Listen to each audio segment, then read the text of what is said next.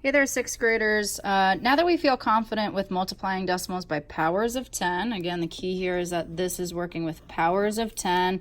So numbers like 10, 100, 1,000, so on and so forth, 10 to the third power, 10 to the fourth power, our powers of 10, which are our place values. Some interesting things happen. Now, this is only with powers of 10. This is not with powers of 2 or powers of 3. This is solely with powers of 10. So let's go ahead and we're going to set up long division to see if any patterns jump out to us. And again, we always need to identify a pattern and then test a few more to feel more confident that the pattern is indeed going to continue on. So I have 1 divided by 10. Please remember your first number is your dividend and the second number is the divisor. So the first number, whether it's big or small, will always go in the quote-unquote doghouse in the long division symbol. So I'm going to go ahead and throw 1 into the long division symbol because that's our dividend. That's being split up into 10 pieces. I'm dividing it by 10. And we know how to divide decimals by whole numbers. So let's go ahead and do it. 10 goes into 1 0 times. My decimal goes straight up. 10 goes into 10 1 time. So my answer here is 1/10. So 1 divided by 10 is 1/10. Great. Let's go ahead and divide 1/10 by 10. 10 goes into 0 0 times. 10 goes into 1 0 times. I'm going to bring that decimal straight up right now. I'm going to throw on a 0 at the end of this. Let me pull this closer, sorry, so you can see. I'm going to annex a 0 on. 10 goes into 10 once. So 1/10 divided by 10 is 1/100th. Okay, let's go ahead and look at some other numbers with different digits. So 4 5/10 divided by 10.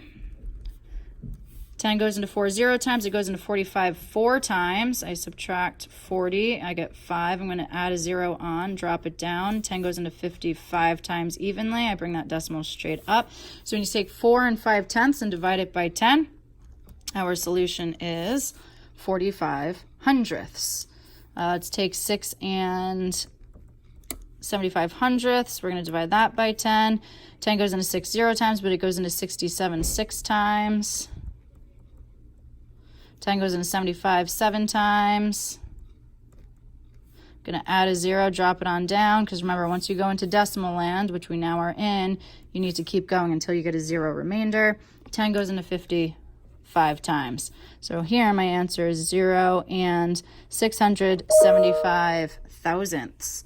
Okay, so something interesting just right off the bat that I'm noticing, 4 5 4 5, my digits have stayed the same, but the location of my decimal has changed. Let's do a couple more examples and see if we can figure out how exactly the decimal is changing, if there's something very specific about it. So now let's go ahead and we're going to divide 4 5/10 by 100. Well, 100 goes into 4 0 times. 100 goes into 45 0 times. I'm going to annex a 0 here.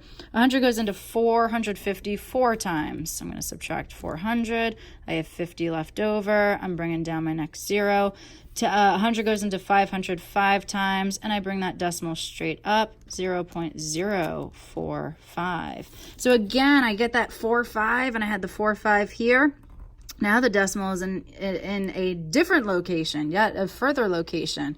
So what I'm noticing, and it is similar to multiplying by powers of 10, I had 1 0 and I ended up shifting the decimal once. Here I have 2 zeros and I ended up shifting the decimal 2 times to get my solution.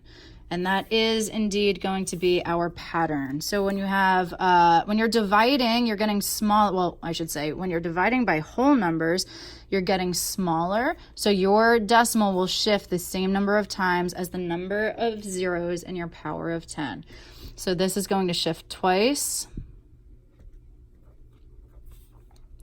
This quotient is 0 and 6,075 10 thousandths, excuse me. So here I have 3 zeros.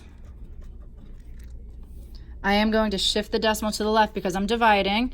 I'm going to shift the decimal 1, 2, 3 times to the left, and I'm going to fill in zeros. The quotient here 0.0045. And if you want to do that long division, go for it. I promise you, this is the answer you will get.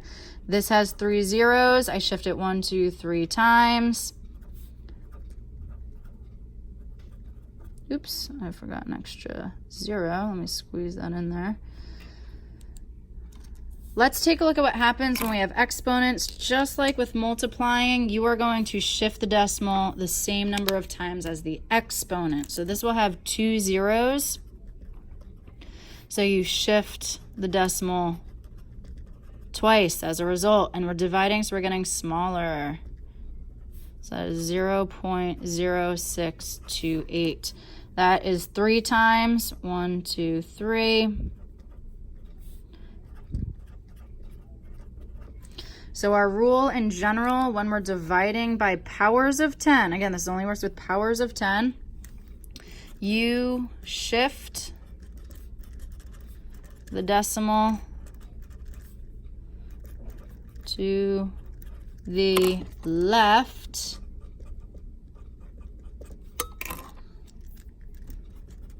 the same number of times as the number of zeros in your power of 10. Or, if it's an exponential form, or the same, number of times as the exponent. Because remember, that exponent tells you how many zeros are in that power of 10. So you're going to do it the same number of times as the exponent. Let's do a couple of examples together, and then we're going to wrap up with this topic. So at the top, I have 2 zeros in this 100. I'm going to shift the decimal twice. So that's going to be 0.04392. So throw in some 0 placeholders there. 1, 2, 3, 4 zeros. Here is my decimal. 1, 2, 3, 4. That would go in the front of the number. Dividing by 10, I shift it once. Good, and now we're getting to some exponents. I'm going to shift it twice. 1, 2. Here I'm going to shift it 4 times. 1, 2, 3, 4. Again, make sure that you're filling in the correct amount of zeros out in front if the decimal ends up moving further away from the number. To the 3rd power, I'm going to shift it 3 times. Oops, 7, 4, 6, sorry. And 4, 9, 31. All right, so the keys are, you're looking for your exponent, tells you how many times to shift, and the number of zeros also tell you how many times to shift. So hopefully that makes multiplying and dividing by powers of 10 much easier for you as you move forward.